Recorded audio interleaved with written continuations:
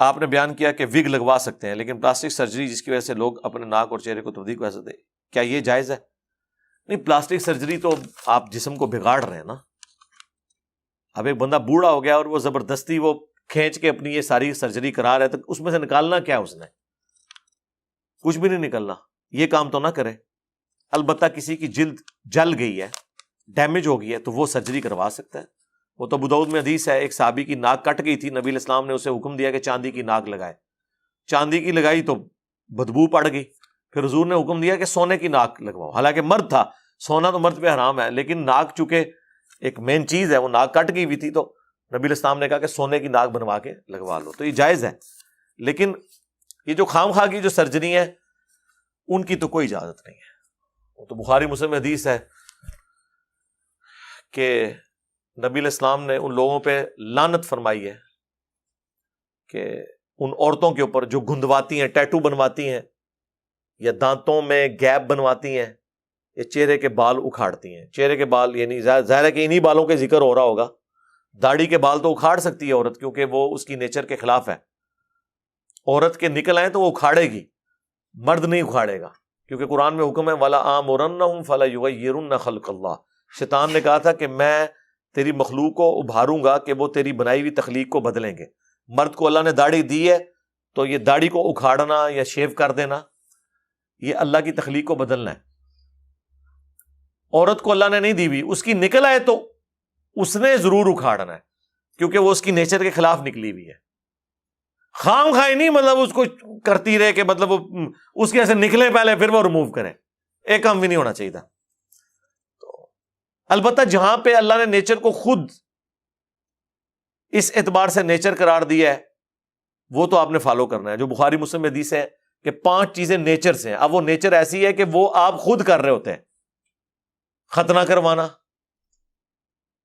ناخن کٹوانا، مونچھیں پست کرنا، بغلوں کے بال اور زیر ناف بال.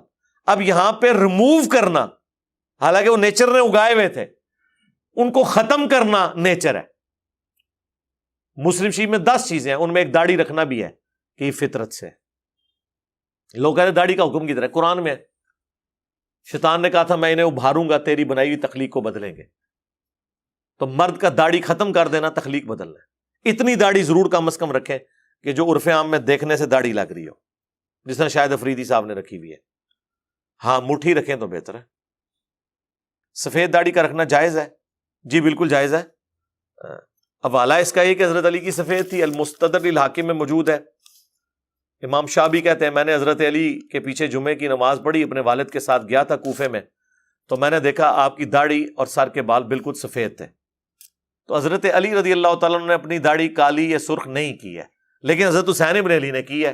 دونوں طریقے جائز ہیں. نبی علیہ السلام کو اس لیے ضرورت نہیں پڑی کہ آپ کی داڑھی سفید ہوئی نہیں.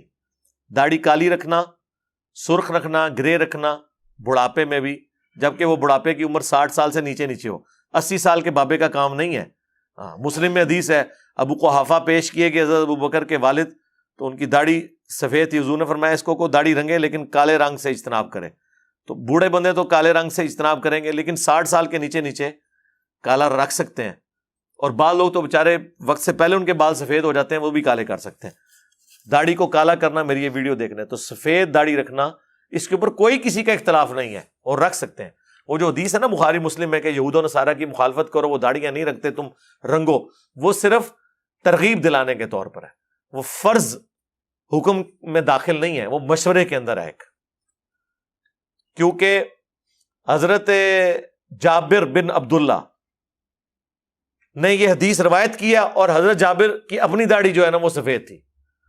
تو جب کوئی صحابی اپنی حدیث کے خلاف عمل کرے تو اس کا مطلب یہ ہوتا ہے کہ اس حدیث کا فہم یہ ہے کہ وہ واجبیت کے درجے میں نہیں ہے. جس طرح حضرت عبداللہ بن عمر نے کہا کہ نبی اسلام نے فرمایا داڑیاں بڑھاؤ، مونچھیں پس کرو، لیکن عبداللہ بن عمر مٹھی کے بعد داڑھی کاٹتے تھے. اٹ مینس کہ مٹھی کے بعد داڑھی کاٹنا حرام نہیں ہے، کیونکہ حضرت عبداللہ بن عمر خود کہہ رہے ہیں داڑیاں بڑھاؤ. اور مزے کی بات 3 ہی صحابہ ہیں جو کہہ رہے ہیں داڑیاں بڑھاؤ اور تینوں مٹھی کے بعد کاٹتے ہیں. داڑھی کی حدیث جن 3 بندوں پہ کھڑی ہے تینوں مٹھی کے بعد کاٹتے ہیں.